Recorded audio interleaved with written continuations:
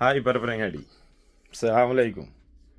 പിന്നെ ഒരു കാര്യം കൂടി പറയാൻ വേണ്ടിയിട്ടാണ് വന്നത്. എൻ്റെ പ്രിയ സുഹൃത്തും സഹപാഠിയുമായ അനസ് പരപ്പനങ്ങാടി, അവൻ്റെ ഒരു വീഡിയോ കാണാൻ ഇടയായി. അവന് നമ്മുടെ LDFിൻ്റെ മുനിസിപ്പാലിറ്റിയിലെ നേതാവ്, CPI നേതാവായ നമ്മുടെ നിയാസ് പുള്ളിക്കകത്ത് എന്നെ വിമർശിക്കേണ്ട ഒരു പോസ്റ്റ് കണ്ടു. എന്താണെന്ന് വെച്ച് കഴിഞ്ഞാൽ, സിഡ്കോ ചെയർമാനായിരിക്കുന്ന സമയത്ത് എന്ത് വികസനമാണ് നിയാസ് പുള്ളിക്കലകത്ത് നാടിന് വേണ്ടി ചെയ്തതെന്നൊക്കെ ചോദിച്ചിട്ട്, നിയാസ്ക കുറച്ച് കാലമല്ലേ അതിൻ്റെ ചെയർമാനായിട്ട് നിന്നിട്ടുള്ളൂ.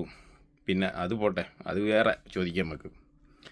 പിന്നെന്താണെന്ന് വെച്ച് കഴിഞ്ഞാൽ 60 കൊല്ലം, ഞാൻ എൻ്റെ മുന്നേ വീഡിയോയിൽ പറഞ്ഞ പോലെ 60 കൊല്ലം നമ്മളെ പരപ്പനങ്ങാടി മുനിസിപ്പാലിറ്റി ആയാലും പഞ്ചായത്തായാലും ലീഗ് ഭരിച്ചിട്ട് ഈ പരപ്പനങ്ങാടി മുനിസിപ്പാലിറ്റിയിൽ നിന്ന് എത്ര അഖിലേന്ത്യാ തലത്തിലും ദേശീയ തലത്തിലും അതുപോലെ തന്നെ കേരള സ്റ്റേറ്റ് തലത്തിലും ഒക്കെ മത്സരിച്ച് വിജയിച്ച അത്ലറ്റ്സുകൾ, അതുപോലെ ഫുട്ബോൾ കളിക്കാർ, ക്രിക്കറ്റ് കളിക്കാർ, വോളിബോൾ പ്ലെയേഴ്സ്, ഷട്ടിൽ പ്ലെയേഴ്സ്, അങ്ങനെ ഒരുപാട് കായിക മേഖലകളിൽ പ്രശസ്തരായ ഒരുപാട് കായിക താരങ്ങളുണ്ടായ ഒരു സ്ഥലമാണ് പരപ്പനങ്ങാടി.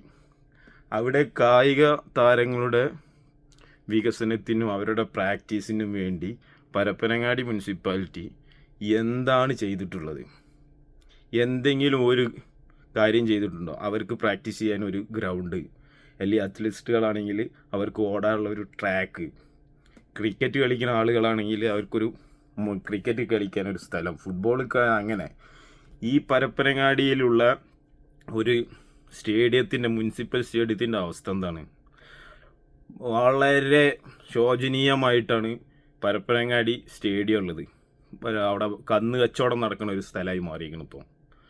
അങ്ങനെയുള്ള ലീഗ് 60 കൊല്ലം ഭരിച്ചിട്ട് കായിക താരങ്ങൾ, വളർന്നു വരുന്ന യുവതലമുറക്ക് എന്ത് സംഭാവനയാണ് കായിക താരങ്ങൾക്കും പരപ്പനങ്ങാടി മുനിസിപ്പാലിറ്റി 60 കൊല്ലം ഭരിച്ചിട്ട് മുസ്ലിം ലീഗ് നൽകിയിട്ടുള്ളത്? ഒന്നും മറുപടി പറഞ്ഞാൽ നന്നായിരിക്കും. ഓക്കെ, ശരി എന്നാൽ.